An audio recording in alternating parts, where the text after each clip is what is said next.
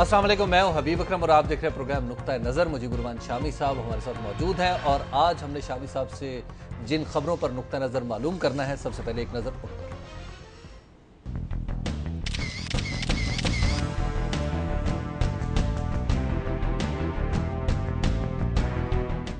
Election 2013 के लिए उम्मीदवारों के कागजात नामजदगी की जांच पड़ताल का आगाज।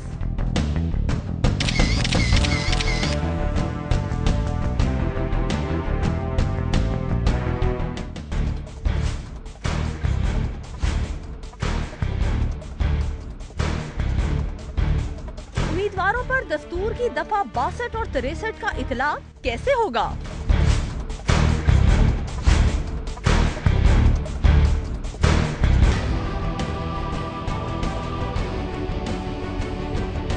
एतजाज एहसन कहते हैं इन आर्टिकल्स की मौजूदगी में कायदे आज़म भी पार्लियामेंट में ना पहुंच पाते।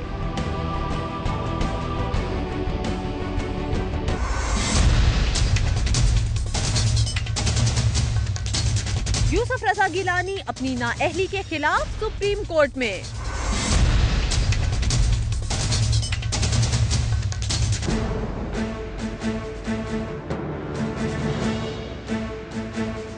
NA-71 मियांवाली में इमरान खान और शहबाज शरीफ आमने सामने।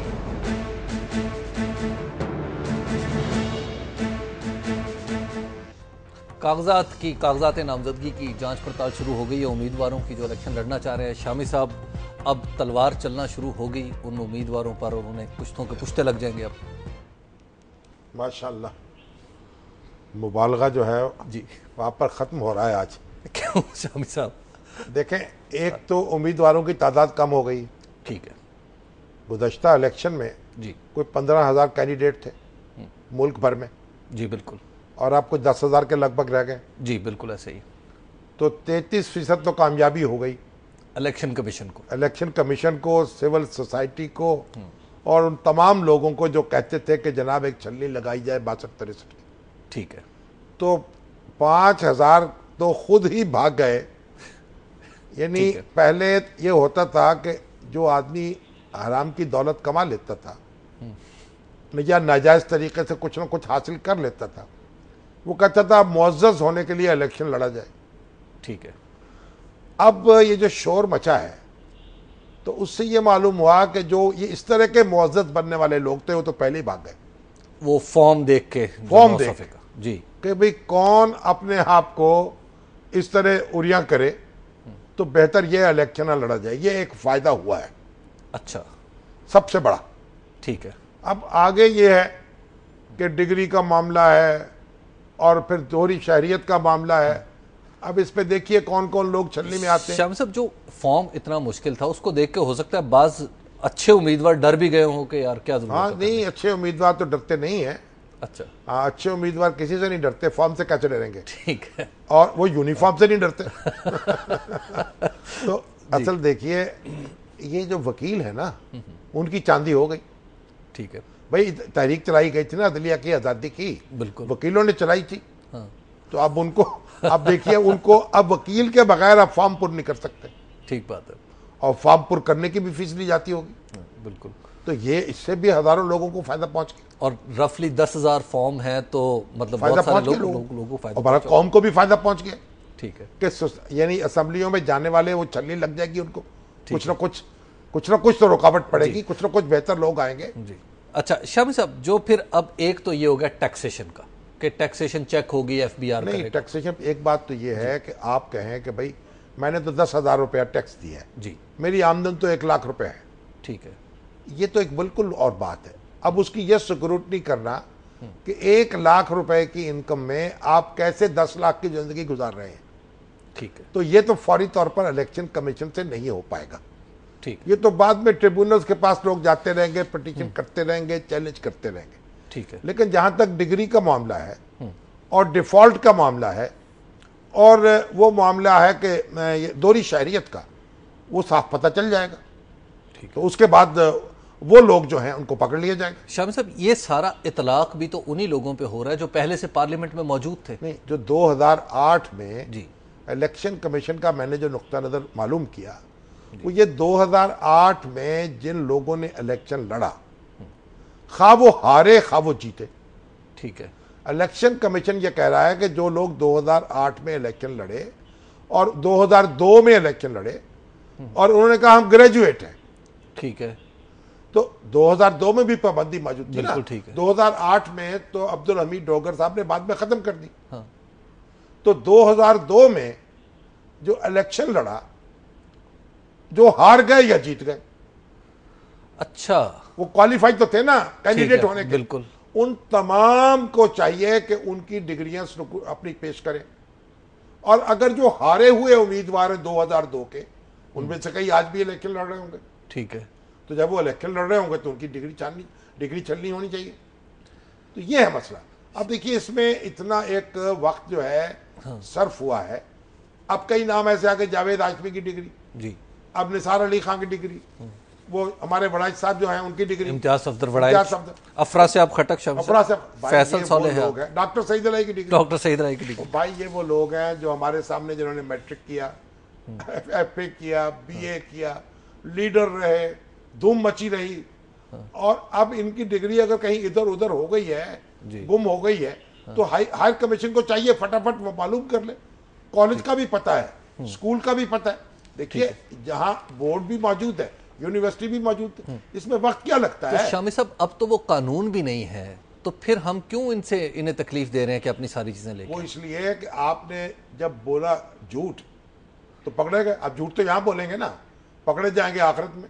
ठीक, रोदे अचर, तो रोदे अचर आ गया, समझिए एक छोटा किस्म। अच्छा, तो जो झूठ बोला था वो अब पकड़ा जा रहा है। ठीक है। लेकिन मैंने सुना है कि चीफ जस्टिस साहब ने कहा कि जो एक दफा नायल हो गया, हाँ, वो उम्र भर का नायल हो गया। बिल्कुल, आज उनके रिमार्क्स थे। हाँ, ये मेरा ख्याल है कोई ज्यादा जज्बाती रिमार्क्स थे। अच्छा, क्योंकि हर सजा जो है ना, हद चाहिए सजा में अकूबत के वास्ते। आखिर को गुनाहगार हूं, काफिर नहीं हूं मैं। एक आदमी ने अगर एक झूठ बोला है तो उसकी सजा उसको मुअज्जन मिलेगी ना। बिल्कुल ठीक है। उसको सारी उम्र तो नहीं मिलेगी। यहां कहते हैं 5 साल के लिए डिस्क्वालिफिकेशन हो जाए, एक टर्म ना लड़ सके। ये क्योंकि लेजिस्लेशन नहीं हुई ना, इसलिए ये मसाइल पैदा हो रहे हैं। अच्छा शाम साहब, वक्त हो गया एक वक्फे का। एक टर्म से ज्यादा नाअहली नहीं होनी चाहिए। अच्छा, वक्फा ले लेते हैं। वक्फे के बाद एक सवाल मेरे ज़हन में, मैं वो आपसे पूछना चाहता हूँ। वो सवाल में ये है शामी साहब कि क्या हम इसको अवॉइड कर सकते थे? बिला वजह हम डिग्रियां मंगवा रहे हैं लोगों की। अवॉइड को कर सकते थे। वो अगर अवॉइड कर लेते तो आप भी अवॉइड कर लेते। वो झूठ बोलना अवॉइड कर लेते, आप झूठ पकड़ना अवॉइड कर देते। अल्लाह अल्लाह कहता है। चलिए एक वक्फा ले लेते हैं, वक्फे के बाद गुफ्तगू यहीं से आगे बढ़ाएंगे। आप देखते रहिए नुक्ता नज़र।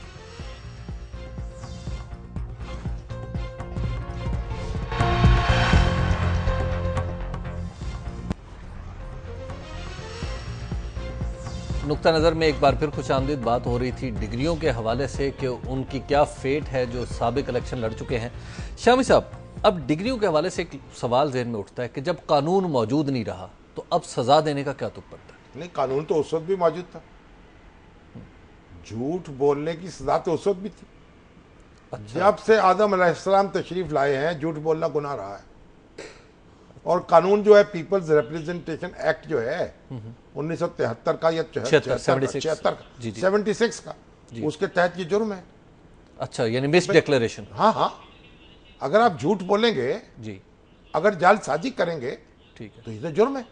अच्छा शामी साहब, अब जरा आ जाए। जिन लोगों ने कहा कि हमारी सिटीजनशिप जो है, ठीक है, वो दोहरी नहीं है, हाँ, हम सिर्फ एक मुल्क के शहरी, उन्होंने भी झूठ बोला। लेकिन इस हवाले से दोनिया अजीज का क्वेश्चन भी तो है। वो क्या है? वो ये है कि मैं अमेरिका में पैदा हुई तो मुझे शहरियत उन्होंने दे दी, मैंने एक्वायर तो की नहीं, तो कानून तो एक्विजिशन पे रोकता है। यानी आप पाकिस्तानी तो इसलिए हैं कि हमारे वालिदैन पाकिस्तानी थे, ठीक है, और हमारी औलाद इसलिए पाकिस्तानी होगी या है क्योंकि हम पाकिस्तानी, ठीक है। और जब ये जो पाकिस्तान की शहरियत है ना, ये नस्ल दर नस्ल चलेगी, ठीक है। कोई आदमी इंग्लैंड में पैदा हो जाए, कोई अमेरिका में पैदा हो जाए, वो पैदा होता चला जाए, ठीक है, उसका बेटा, उसका बेटा, हाँ, उसका बेटा, पाकिस्तानी शहरियत उनसे कोई नहीं छीन सकता, ठीक है। देखे ना, जो शीशम का दरख्त है ना, वो शीशम का ही रहेगा, ठीक है, चाहे 10,000 साल गुजर जाए। दुरुस्त। तो पाकिस्तानी होने की वजह से जो शहरियत है, कहीं भी पैदा हो जाए आप, वो पाकिस्तानी आप हो गए, ठीक है। अब अमेरिका में पैदा हुए, हाँ, तो अमेरिका के शहरी भी हो गए, ठीक है। अब ये जो नुक्ता उठाया वसीम सज्जाद साहब, इसमें मेरा वकील है। जी जी बिल्कुल वही नुक्ता तो दिलचस्प है। अब सुप्रीम कोर्ट देखिए उसमें किस तरह फैसला करता है, ठीक है। यानी ये एक ये जो फकीहाना बात है ना, ये जी इसमें ये जो कानून सारा इसी तरह चलता है। ठीक है अभी तो सुप्रीम कोर्ट बहुत सी इनकलाबी काम भी कर रही है ना जी। लेकिन ये जो नुक्ता है इस पे गौर करना चाहिए, ये तवज्जो तलब है। शामी साहब अगर हर जो दोहरी शरीयत वाला है ना, हाँ जी। वो वहां पैदा नहीं हुआ। ठीक है उसने एक्वायर भी की हुई है। शामी साहब आर्टिकल 62, 63 के बारे में बहुत सारी आरा है, लेकिन एतजाज की जो राय, एतजाज हसन साहब की राय है, उन्होंने कहा जी कि इतने सख्त आर्टिकल्स हैं कि अगर कायदे आज़म पर भी इनका इतलाक होता तो ये पार्लियामेंट में ना पहुंच सकते कायदे आज़म। क्यों ना पहुंच सकते? उसमें क्या ऐसी बात है जो कायदे आज़म के अंदर नहीं? 100 मसलात के पाबंद। हाँ जी बिल्कुल पाबंद। अच्छा हाँ, ये तो आप देखिए कायदे आज़म जो है रमजान के महीने में 21 तारीख को, 21 रमजान को गांधी जी से मुलाकात तय थी। अच्छा। उन्होंने कहा मैं नहीं मिल सकता, हज़रत अली का यौम शहादत है। अच्छा। तो कायदे आज़म जो है देखिए, अगर एक सेहत की ना खराबी की वजह से रोजा ना रख सके कोई आदमी, ठीक तो है। उसका कफारा दे देता है, खाना खिला देता, कुरान ने कहा। ठीक। तो कायदे आज़म जो है, अच्छा नमाज पढ़ना, मौलाना हसरत मोहानी जो है वो एक बार कायदे आज़म के पास ठहरे, ठीक है। वो कहते हैं रात को मैं जो उठा, मौलाना हसरत मोहानी मामूली शख्स नहीं है, जो कायदे आज़म से भी झगड़ते थे, रईसुल मुतगज़्ज़लीन, यहाँ के जो इनकलाबी है ना सब कॉन्टिनेंट के, उनके इमाम। अच्छा। और वो कहने लगे रात को रोने की आवाज आ रही थी, यानी रात की आखिरी पहर में। ठीक है। जो देखा तो जो साथ का कमरे कायदे आज़म ठहरे थे, खिड़की में से झांका तो सरबसजूद थे और अच्छा। गड़गड़ा रहे थे। ठीक। देखिए कायदे आज़म, और कायदे आज़म की तस्वीरें, जुमे की नमाज, ईद की नमाज, बाकी जो नमाज है उन्होंने, ये कौन कहता है, कोई नहीं पढ़ते थे। देखिए कायदे आज़म एक सरतपा मुसलमान थे जी। और एक उन्होंने कहा हज नहीं किया था ये, तो हज तो अल्लामा इकबाल ने भी किया नहीं किया, और हज तो जनाब औरंगजेब आलमगीर में नहीं किया था। अच्छा। हज जो है जी। वो तो ज़हीरुद्दीन बाबर ने भी नहीं किया होगा। लेकिन शाम साहब साहिब इस्तिताअत तो थे ना। औरंगजेब आलमगीर थे कि नहीं थे? बिल्कुल थे। तो फिर क्यों नहीं गया हज पर? बात यह है कि उस जमाने का जो हज है आज की तरह आसान नहीं था, बड़े मशक्कत का काम था।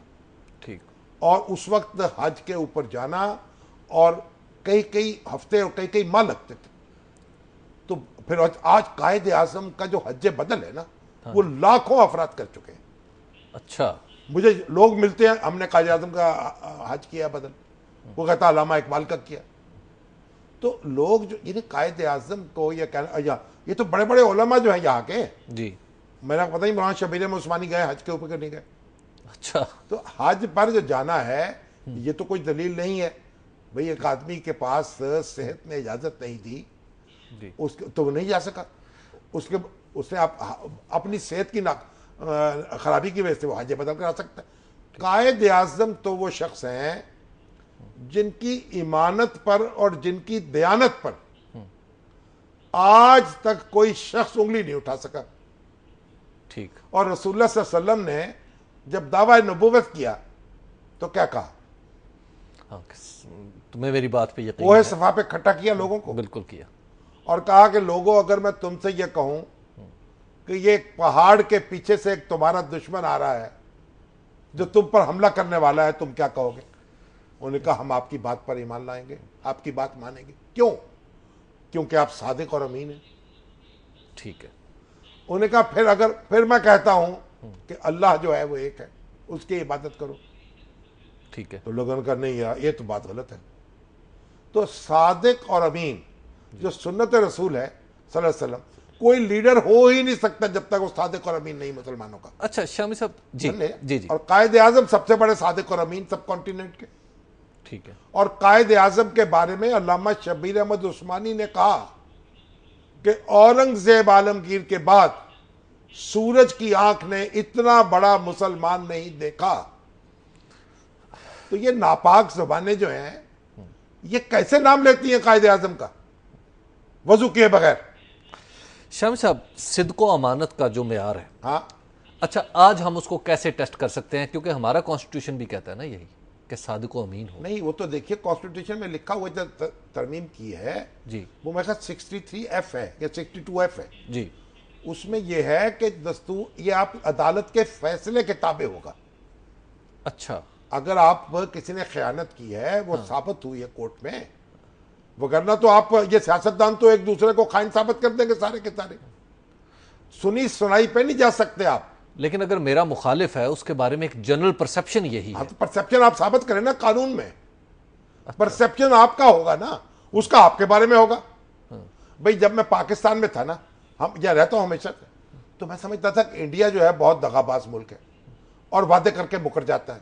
ठीक है। और इसने हमारे ऊपर कितने हमले किए हैं, ये एक मुसल्लमा हकीकत थी मेरे नजर में कि जिसको कोई चैलेंज नहीं करता। जब मैं इंडिया गया ना, जिस आदमी से मिलूं वो इस तरह की बातें हमारे बारे में करे मैं हैरान परेशान कि पाकिस्तान के बारे में। ठीक है। अब हमारा अपना सच, उनका अपना सच। ठीक है। इसी तरह जो कैंडिडेट हैं, जो हरीफ हैं, वो अपना अपना सच बोलेंगे। ठीक। तो भाई पहली बात सुन लीजिए कि कायदे आजम पर 62-63 का इतलाक होगा तो वो उसमें से 100% बाहर निकल जाएंगे। अच्छा। इस पर पूरा उतरते हैं और मुसलमानों के सबसे बड़े खिदमत गुजार और गवाही उलमा की, मौलाना शबीर उस्मानी की, ये बात ही खत्म कर दें। इनको चाहिए कि अपना जो गंदापन है ना उसको अपने तक महदूद रखें और अपनी गुफ्तगू करें, अपने साथियों की करें, अपने जैसों की करें। इस तरफ ना ही आए तो बेहतर है। आपको पता कायदे आजम तो वो शख्स है जवानी के आलम में, जवानी काटी है बरतानिया में, इंग्लैंड में, एक स्कैंडल नहीं है कोई उनके वहां से। कोई किसी खातून ने दावा किया हो कि जनाब मेरे साथ उनको कोई मरासम थे। और ये बात उन्होंने लिखी फातिमा जना ने कि कायदे आजम को एक जो लैंडलॉर्ड था या लैंड लेडी थी, उसकी बेटी थी उन पर फरिश्ता हो गई। अच्छा। उसने कहा क्रिसमस के दिन कि आप मुझे किस करें, एक क्रिसमस ट्री के नीचे खड़े होके। कायदे आजम ने कहा मेरे मजहब में इसकी इजाजत नहीं है कि गैर महरम को मैं किस करूं। तो कायदे आजम को ये कैसे कयास करते हैं, इनके तो काफ से वाकिफ नहीं है, उसके एक नुक्ते से वाकिफ नहीं है। ये पढ़े तो सही तारीख को। शाम साहब एक वक्फा ले लेते हैं, वक्फे के बाद गुफ्तगू यहीं से आगे बढ़ाएंगे। आप देखते रहिए नुक्ता नज़र।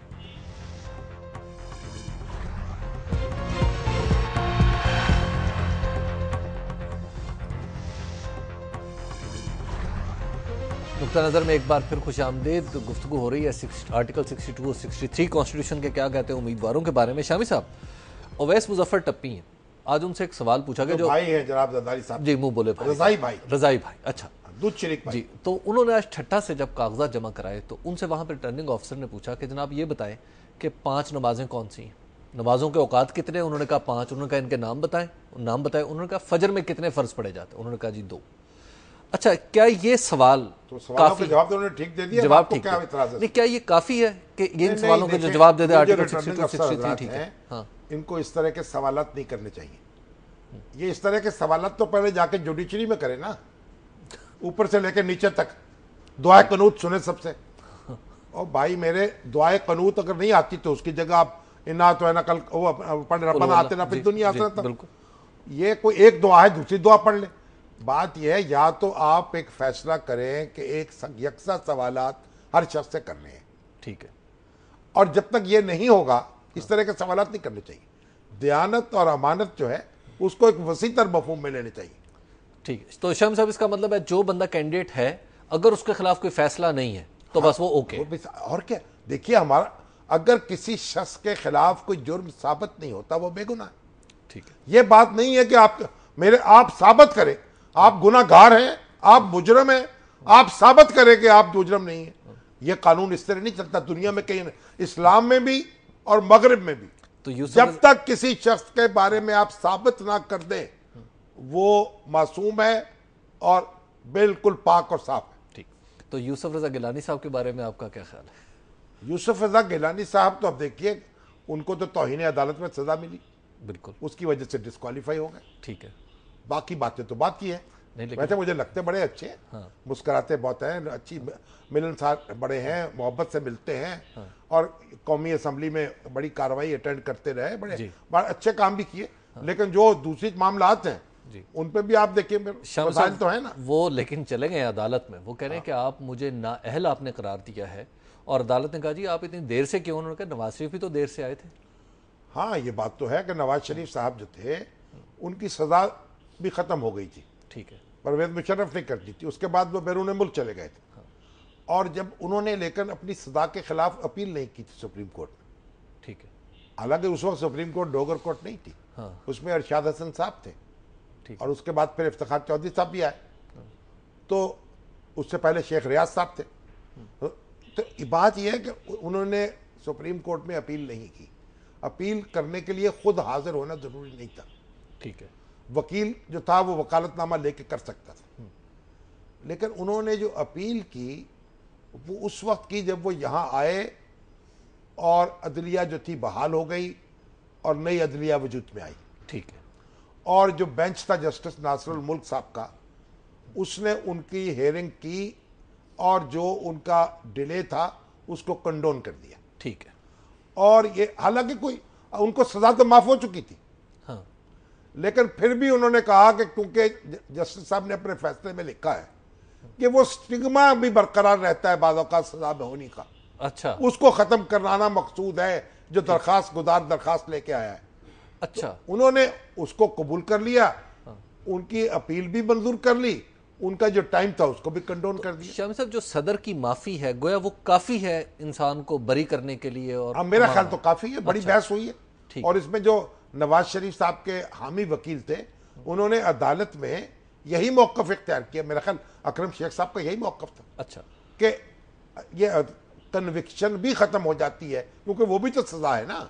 ठीक है, तो जब सदर सजा माफ कर सकता है तो कन्विक्शन भी माफ कर देगा, वही सजा है। तो अब यूसुफ रजा गिलानी भी तो यही मांग तो रहे हैं। यूसुफ रजा गिलानी साहब को एक तो चाहिए था राजा परवेज अशरफ साहब जाते जाते माफ कर जाते ताकि वो इलेक्शन लड़ रहे होते। अब वो आए हैं, अब अदालत कंडोन करे ना करे, उनकी बात सुने ना बोले, अभी तो इलेक्शन तो बेचारे लड़ा नहीं है, नॉमिनेशन पेपर फाइल नहीं किए जी, अब डेट भी पड़ गई है 3 हफ्ते आगे की जी, तो अब अगर उनके हक में भी कभी फैसला हो जाए तो इस इलेक्शन से तो हो गए, चलो किसी जिमनी से लड़ लेंगे, जिमनी से लड़ने चलिए अगर ऐसी कोई नौबत आई। और वैसे भी उनका बहरहाल जी, अब ये मामला क्योंकि अदालत के पास है तो अदालत ही फैसला कर सकती है ना कि भाई नवाज शरीफ साहब के मुकदमे में और इनके मुकदमे में क्या फर्जी फर्क है और क्या इनके साथ यकसा सलूक होना चाहिए नहीं होना चाहिए, कि हम तो फैसला नहीं कर सकते, ठीक, फैसला तो अदालत ने करना है। शामी साहब, NA-61 इमरान 61 खान, नहीं हुजूर, 71 मियां वाली, हाँ, इमरान खान साहब भी वहां पे और शहबाज शरीफ साहब भी वहां पहुंच गए। नवाज शरीफ साहब ने भी नॉमिनेशन पेपर फाइल किए हैं।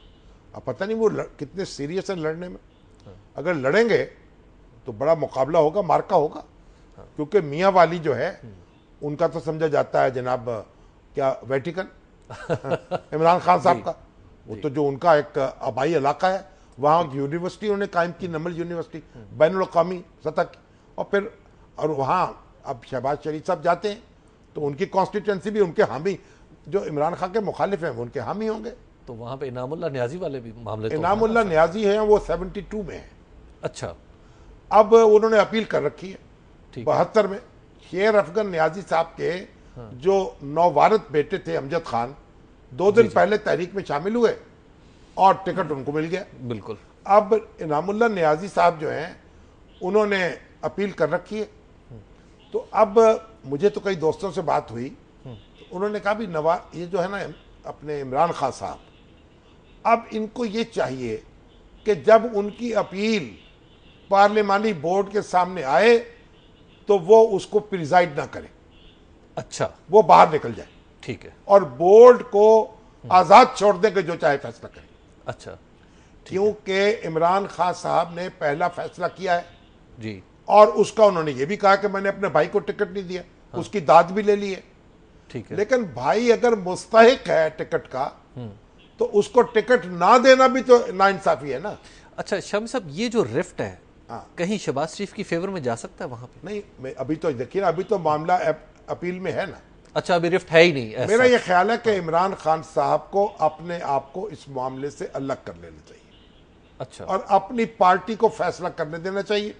अगर वो फैसला इनामुल्लाह न्याजी के खिलाफ कर दे बोर्ड उनका, ठीक है, अच्छा, फिर तो इनामुल्लाह न्याजी कुछ नहीं कर सकेंगे, ठीक है। और अगर वो उनके हक में कर दे तो लेकिन लड़ ले।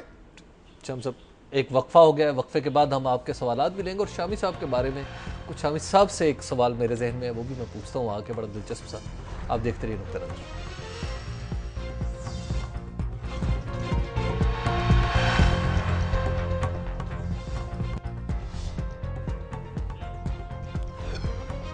नुक्ता नज़र में एक बार फिर खुशामदीद। वो सवाल जो मैं ब्रेक पर जाने से पहले कह रहा था, वो सवाल यह है शामी साहब कि इस वीकेंड पे जब जुमे रात को हमने प्रोग्राम ख़त्म किया तो हफ्ते वाले दिन से, जुमे की रात और हफ्ते वाले दिन से मुझसे लोगों ने एक ही सवाल पूछा।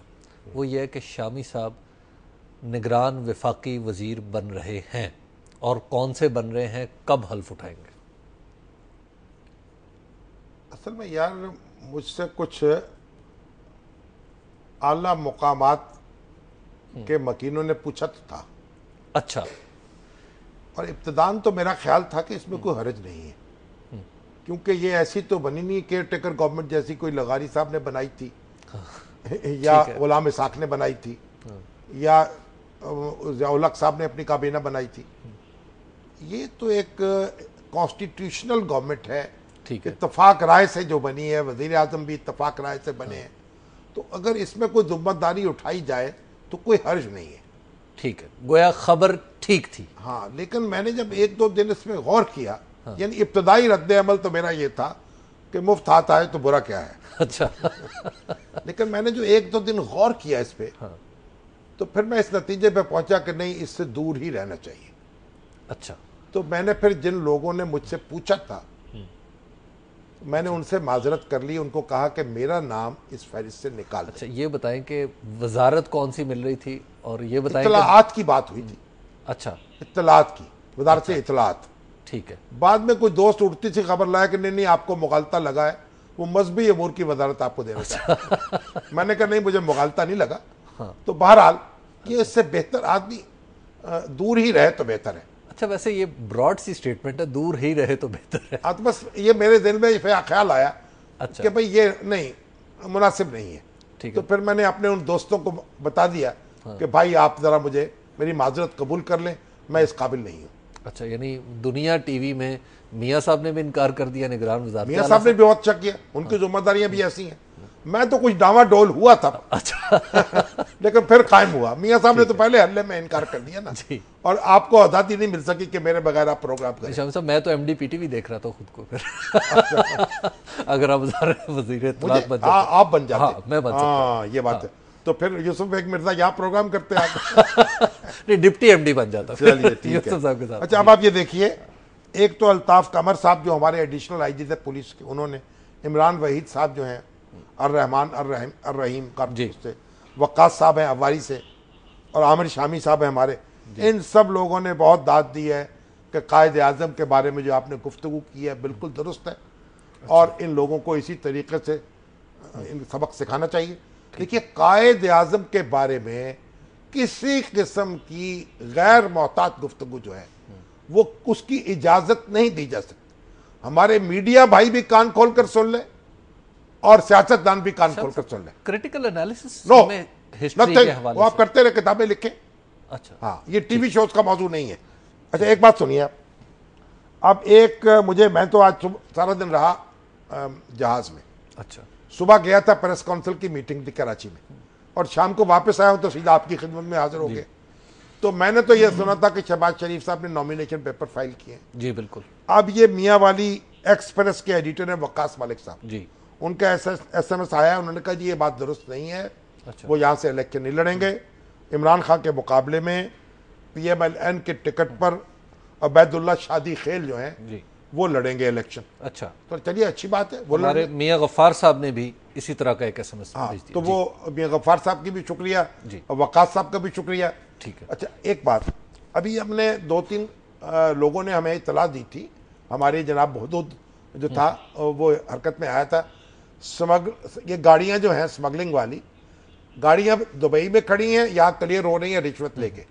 फैसलाबाद में और कई दूसरे मुकामात पर कार्रवाई हुई है और ऐसे कागजात पकड़े गए जिनकी गाड़ियां मौजूद नहीं थी। अच्छा। अगरचे कि यह भी मालूम हुआ कि FIA वालों के साथ झगड़े की वजह से ये हरकत हुई है, लेने देने लेकिन बहरहाल ये एक अच्छी बात है। ठीक है। और हमारे जो शुएब सडल साहब हैं उनसे मेरी बात हुई तो उन्होंने वादा किया था कि बिल्कुल हम पूरी कार्रवाई करेंगे और इन लोगों को पकड़ेंगे जो ऐसा करें। ठीक है। अब मुझे फैसलाबाद से डॉक्टर साबर साहब हैं, उनका पैगाम आया है। उनके साथ ये जुल्म हुआ कि जो उनकी बेटी है ना, उसको एक गिरोह है जो शादियां करता है बच्चों के साथ, बच्चियों के साथ, और उसके बाद उनका जहेज का सामान लूट के और उनको फारिग कर देता है। अच्छा, तो ऐसे गिरोह, ऐसा खानदान है जो बड़े मोअज़्ज़ज़ लोग हैं बताए, और कई शादियां वो कर चुके हैं, ये बेचारे भी उन पर फंस गए। इनकी बेटी के साथ भी जुल्म हुआ। अब कोई पुलिस के लोग हैं जो उनकी सरपरस्ती कर रहे हैं और डॉक्टर साबर साहब के खिलाफ ये FIR दर्ज करवा रहे हैं। तो IG साहब जो हैं आफ्ताब सुल्तान साहब, वो देखे ये फैसलाबाद के पुलिस वालों के कान खींचे और इनकी बेचारे की फरियाद सुने, ठीक, और इनकी बच्ची के साथ जो जुल्म हुआ है उन फराडियों के खिलाफ कानूनी कार्रवाई करें। ठीक। शम्स साहब, इम्तियाज साहब हमारे साथ लाइन पे मौजूद हैं जी। अस्सलाम वालेकुम इम्तियाज साहब। अस्सलाम वालेकुम जी, हबीब भाई कैसे हैं? इम्तियाज अनवर साहब हैं। इम्तियाज अनवर साहब जी। सर मेरी एक गुजारिश है, हाँ जी। अगर मोहतरमा सलीमा हाशमी जो हैं ये कलमा शहादत सुना दें तो मैं सेठी साहब की चिड़िया पर ईमान ले आऊंगा। अच्छा, मैं तो समझा कि आपने कोई और ऑफर कर रहे हैं आप। चलिए, बहरहाल जनाब सलीमा हाशमी साहब जाने और आप जाने जी। शम्स साहब, ताहिर साहब हैं कराची से जी। अस्सलाम वालेकुम ताहिर। वालेकुम अस्सलाम हबीब साहब, शामी साहब। हाँ जी साहब, अस्सलाम वालेकुम। वालेकुम अस्सलाम। शामी साहब, आप मेरे उन मसला ये कि तजिया निगारों में हैं जो नंबर 1 पे आते हैं, और मैं आपके सबसे पहले तो आपके कोई प्रोग्राम मिस नहीं करता हूँ। बहुत और सबसे बाद ये नवाजिश है, आपके तो ऑटोग्राफ लेने चाहिए। दूसरा ये कि ये इलेक्शन कमीशन ने छन्नी जो लगाई हुई है बहुत मोटी नहीं लगाई हुई, इसको जरा थोड़ा और तो मिडिल दरमियानी किस्म की है। चलो बारीक छन्नी नहीं तो अभी छलनी तो लगी है ना, तो छलनी तो लगने देना, कुछ जज्बात अगले इलेक्शन के लिए भी रख ले। जी। आतिफ हाशमी साहब हैं जी, ये कहते हैं शामी साहब आपने जो कायदे आज़म की शान बयान की है इससे लोगों का मुंह तो काला हो गया जो कायदे आज़म पर बहुतान लगाते हैं, लेकिन ये बताइए लगाते क्यों? इसलिए कि इनके दिल में चोर है। ये इनके दिल में चोर है। मैं उस चोर की तफसील बयान करूं तो उसके लिए प्रोग्राम चाहिए। चलिए, देखिए, कायदे आज़म मोहम्मद अली जिन्ना, उन्होंने पाकिस्तान बनाया, वो फादर ऑफ द नेशन है, उनका कोई मुकाबला नहीं है। कोई शख्सियत पाकिस्तान में ना उनके मुकाबले की पैदा हुई ना पैदा होगी। शम्स साहब, हमारे आज के प्रोग्राम का वक्त खत्म हो गया। कल फिर हम इसी वक्त इसी जगह से आपकी खिदमत में हाजिर होंगे। हमें दीजिए इजाजत। अल्लाह के पास।